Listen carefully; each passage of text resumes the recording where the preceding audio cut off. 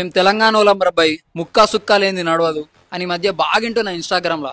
మరి వీళ్ళకి తెలంగాణ ఔన్నత్యం, వైభవం, చరిత్ర తెలుసా తెలియదా నాకు తెలియదు, కానీ అసలైన తెలంగాణ అంటే ఏంటో నేను చెప్తా వినండి మిత్రమా. శాండ్ బాక్స్ టెక్నాలజీతో ఇసుక పునాదుల పైన ఎర్త్క్వేక్ రెసిస్టెన్స్ అంటే భూకంపాలను తట్టుకునే విధంగా 13th సెంచరీలోనే కాకతీయుల వారసుడైన గణపతి దేవుడు సామ్రాజ్యంలో నిర్మించారు మిత్రమా. ఒక నగరాన్ని నిర్మించాలంటే గుడి నీళ్లు ఉండాలని, గుడి చెరువులు ఉండాలని గుడి చెరువులను నిర్మించారు మిత్రమా.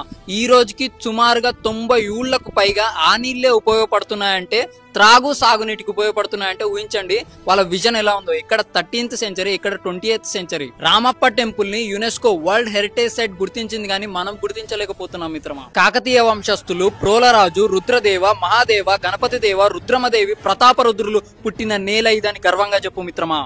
అంతెందుకు గోన గన్నారెడ్డి పుట్టింది కూడా ఈ నేలలోనే అని చెప్పు మిత్రమా.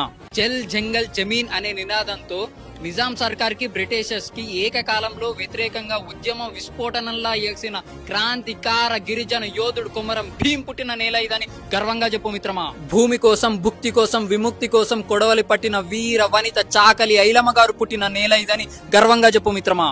గెరిల్లా టాక్టిక్స్ వాడి మొఘల్స్ తో పోరాడి ఔరంగజేబ్ కొడుకైన బహదూర్ షా మెడలు వంచి గోల్కొండ కిల్లాలో జెండా ఎగరవేసిన వీరుడు యోధుడు సర్దార్ పాపన్న గౌడ్ పుట్టిన నేల ఇదని గర్వంగా చెప్పు మిత్రమా. ఎంతమంది కవులున్నారు మిత్రమా. నా దేశం భగవద్గీత, నా దేశం అగ్ని పునీత సీత, నా దేశం కరుణాతరంగ, నా దేశం సంస్కార గంగ అని చెప్పిన జ్ఞాన పీఠ అవార్డు గ్రహీత సింగిరెడ్డి నారాయణ రెడ్డి గారు పుట్టిన నేల ఇదని గర్వంగా చెప్పు మిత్రమా. ఇందుగలడు అందులేడని సందేహము వలదు చక్రి సర్వోపగతుడు ఎందెందు చూచినా నందందే గలడు దానవాగ్రని వింటే అని రాసిన బొమ్మెర పోతన గారు పుట్టిన నేల ఇదని గర్వంగా చెప్పు మిత్రమా.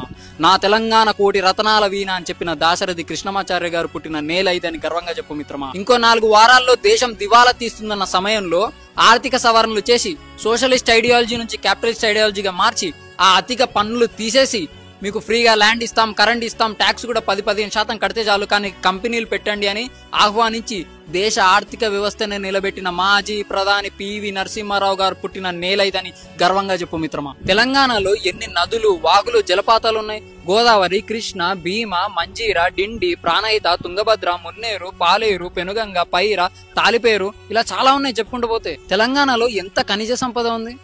Singareni is the 2nd largest coal producer in Bharat.